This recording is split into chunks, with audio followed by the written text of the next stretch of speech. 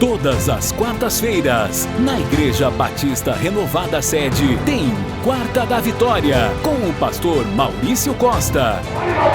Quando o meu povo não vai em brecha, eu reclamo a maldição, eu reclamo a cura, eu pensaria.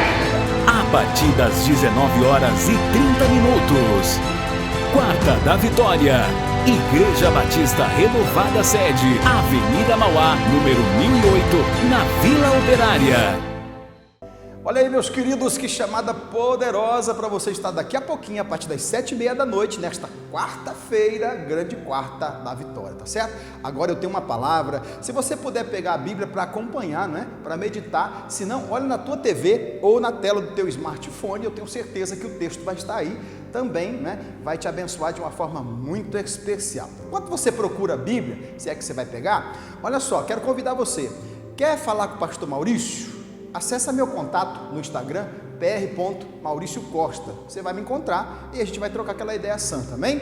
Se você também quer ver um dos nossos vídeos, alguma mensagem do pastor Maurício Costa, você vai no canal do YouTube, Pastor Maurício Costa, e lá vai ter algumas mensagens para o teu elevo espiritual. Mensagens pregadas, inspirada para te abençoar. E aí você compartilha com pessoas e tanto você será abençoado como as pessoas que ouvirem, tá certo? É tudo para a glória de Deus, tá bom? Você vai lá, pastor Maurício Costa, você vai nos encontrar. Neste momento eu quero dividir com você uma palavra, olha só, que está no livro de 2 Reis, capítulo 5. Livro de 2 Reis, capítulo 5, verso 1 a seguir. Uma palavra que eu já preguei algumas vezes, né? Uma palavra muito poderosa, inspirada, orientada, que eu quero trazer para o teu elevo espiritual, debaixo de uma unção, e eu tenho certeza, onde você estiver, você vai ser tocado pelo Santo Espírito. A epígrafe diz assim: Naamã é curado da lepra. Olha o versículo 1 do capítulo 5 que diz: E Naamã, chefe do exército do rei da Síria, era um grande homem diante do seu senhor, e de muito respeito, porque por ele o Senhor dera livramento aos sírios. E era este varão homem valoroso, porém leproso. E saíram tropas da Síria e da terra de Israel, e levaram presa uma menina, que ficou a serviço da mulher de Naamã. Disse esta a sua senhora: tomara que o meu senhor estivesse diante do profeta que está em Samaria, ele o restauraria da sua lepra. Então entrou Naamã e o notificou ao seu senhor, dizendo: assim e assim falou a menina que é da terra de Israel. Então disse o rei da Síria: vai, anda, e enviarei uma carta ao rei de Israel. E foi, e tomou na sua mão 10 talentos de prata, e 6.000 siclos de ouro, e 10 mudas de veste, e levou a carta do rei de Israel, ao rei de Israel, dizendo: logo em chegando a ti esta carta, saibas que eu te enviarei Naamã, o meu servo, para que o restaure da sua lepra. Uma palavra muito poderosa. Eu li aqui uns textos aqui, até meio extenso, né? Mas é para que você possa entender a profundidade, né, do que eu vou trazer para você agora. Uma palavra muito poderosa. Gente, esse texto aqui, a maioria dos crentes que carregam a Bíblia, né, que amam a Bíblia, como eu, já leu, releu, já ouviu alguém pregar. É um texto muito poderoso. Se eu fosse colocar aqui um tema, eu poderia colocar o tema: Deus usa os que não são para confundir os que são. Ó, que tema poderoso, né? Se eu fosse colocar aqui um tema, seria basicamente um tema como esse. Por quê? Porque Deus vai usar uma menina, que vai ser um ícone agora, para um grande general. Às vezes a pessoa não sabe o que é ser um general, mas ele está num dos cargos máximos da hierarquia de um exército. Eu não vou entrar em detalhe aqui na hierarquia, cabo, sargento, tenente, oficiais em geral, porque senão eu gastaria um pouco de tempo, e o meu tempo aqui na TV é um pouco curto, mas para que você possa saber, Naamã era chefe do exército do rei da Síria. Ele estava um pouco acima de ser um general, ele era chefe, ele era comandante. E esse Naamã aqui, gente, por intermédio da graça de Deus, olha que graça poderosa, o homem é da Síria, o homem não tem vínculo, contato com Deus, não tem aliança com Deus, nunca teve experiência com Deus, mas o Todo-Poderoso, que é o Deus do céu, mas também Deus da terra, é o Criador de tudo, por intermédio de sua graça poderosa, tem dado livramento ao general Naamã. tem ajudado o Ciro Naamã, e por intermédio dessa ajuda, desse toque de Deus, o Ciro Naamã tem conquistado muitas vitórias. Só que, baseado nisso, ele tem as vitórias, estrela no peito, algumas medalhas, e tem uma honra perante o seu povo, perante o seu rei. Porém, ele tinha algo que roubava a cena, né? Ele tinha uma pedra dolorida no sapato. Ele tinha um porém, que ele queria escapar, resolver a qualquer modo, a qualquer custo. E eu penso comigo, né, que esse porém, ele já tinha procurado aqui, ali, lá, batido na porta A, B, C, tinha usado o seu recurso, a medicina da época, né, os tratamentos, até mesmo os curandeiros. Eu posso conjecturar, né, o texto não diz, mas eu posso conjecturar, porque o homem é um homem que ainda não tem um vínculo com Deus, é um homem que não tem ainda, né, um respeito ao Todo-Poderoso, e aí por causa disso ele está batendo na porta A, porta B, porta C. Mas aí você percebe que mesmo nessa ignorância, praticando algumas coisas, Deus estava lhe ajudando de alguma forma, de algum jeito, e ele tinha conquistado algumas vitórias. Mas como eu disse, tinha um porém que roubava a cena, tinha um porém que arrancava a alegria do seu peito, tinha um porém, né, que desclassificava todas as vitórias que ele tinha conquistado até o presente momento. E qual era o porém? Ele tinha lepra. E eu vou dizer aqui em poucas palavras, lepra, para quem não sabe, é algo dolorido. Lepra, principalmente nessa época, algo altamente contagioso. E a pessoa que tinha lepra, infelizmente o final era trágico, porque ele ia esfarelando, derretendo, perdendo seus membros, perdendo seus órgãos, sem contar, né, no meio social, quem entendia que o outro tinha lepra, fugia, corria, e o leproso tinha que passar dizendo, leproso, leproso, bater no peito. Tinha até uma matraca que eles usavam na mão, né, para avisar que quem estava chegando possuía ou tinha lepra, estava enfermo da lepra. Então, para você entender, a lepra era altamente constrangedora. A lepra, infelizmente, roubava a alegria do coração deste Naamã. Quero abrir um parênteses. Às vezes você me assiste aí, ó, pelo canal 10, pelas ondas televisivas, e você tem conquistado algumas vitórias, você tem conquistado alguns êxitos, né? Você tem vivido, a tua mesa às vezes está farta, você tem o celeiro cheio, você tem até alguns motivos para estar feliz, mas essa felicidade não é plena, porque às vezes na tua vida tem um porém, tem um espinho na carne, né? Vai saber em que área, se é espiritual, se é sentimental, ou talvez até material, né? Que a hora que você vai gozar dos frutos da tua vitória, ou os louros da vitória, este porém está sempre presente, roubando a alegria e a satisfação. Talvez você está me assistindo e está passando por um momento como esse, né? Mas aí eu vou dizer para você que mesmo Naamã, né, tendo lepra, altamente constrangedora, humilhava Naamã, onde ele tinha que ir, ele tinha que bater no peito e dizer, está chegando um leproso, né? Imagina comigo a cena, é um homem honrado, muitas vitórias, chefe do exército, mas por trás das fileiras, alguém tirando um sarro, ele é general, mas ele é leproso, ele não pode abraçar ninguém, não pode beijar ninguém, não pode cumprimentar ninguém, não pode conviver com ninguém, não pode ter uma vida social. Imagina, por trás dos bastidores, ou por trás das fileiras do seu exército, o burburinho, né? As pessoas murmurando contra ele. Então isso lhe acompanhava onde quer que ele ia, infelizmente era assim. Mas eu percebo também que na onisciência do Todo-Poderoso, que quer dizer sabedor de todas as coisas, e na onipotência desse Deus também, que pode todas as coisas, ele permitia isso na vida de Naamã, né?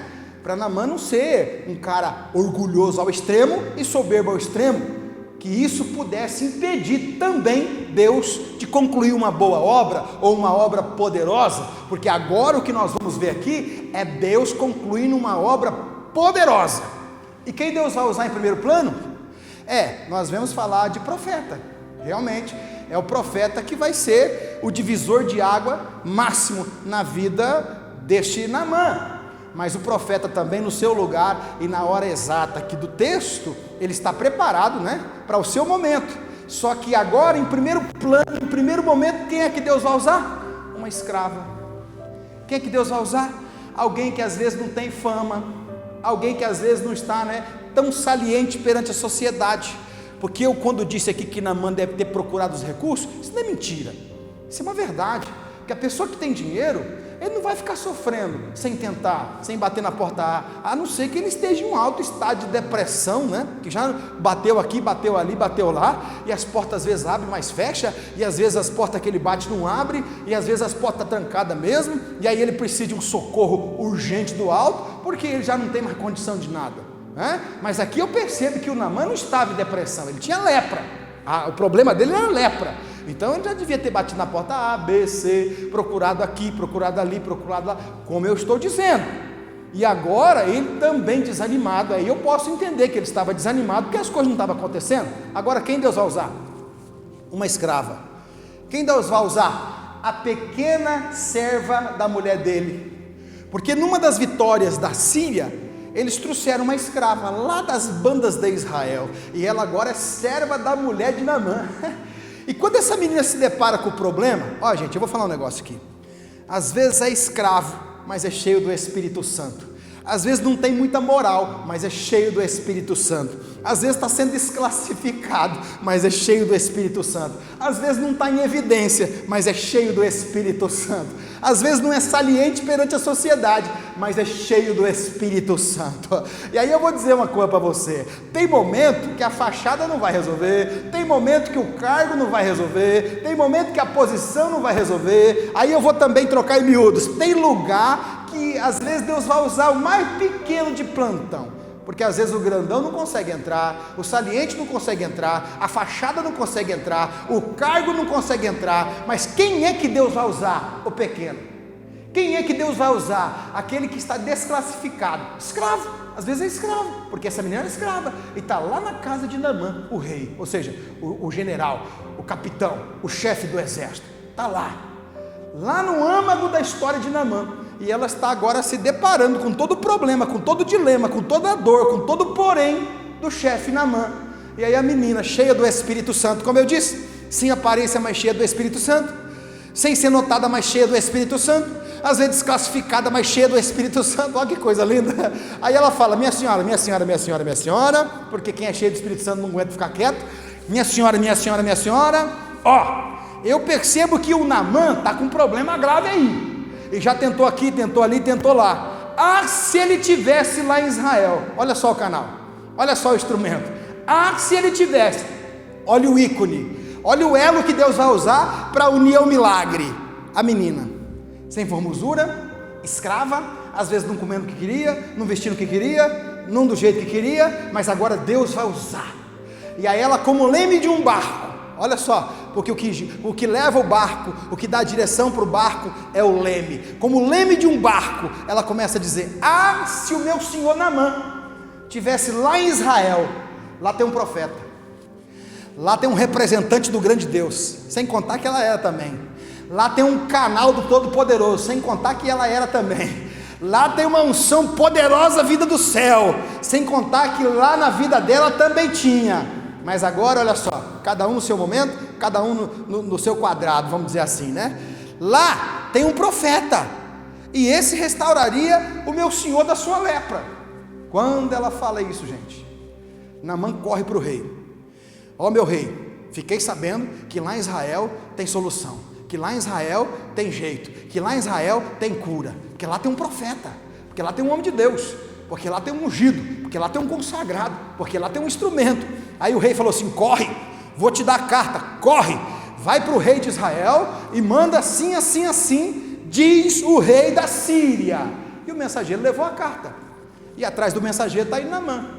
Quando o rei de Israel recebe a carta, o rei de Israel rasga a roupa, porque o rei de Israel tinha que ser crente, mas não era, tinha que dar exemplo, mas não dava, tinha que ter fé, mas não tinha. E o que ele fez? Rasgou as vestes, agora porque achou que aquilo era complô de guerra, subterfúgio para brigar, para ter conflito, mas não era, realmente era um propósito do Todo-Poderoso. Agora o rei de Israel, que era para ser exemplo, não é, e rasga as vestes. Porventura sou eu Deus? Olha o que o rei de Israel diz: porventura sou eu Deus para curar ou fazer ou desfazer?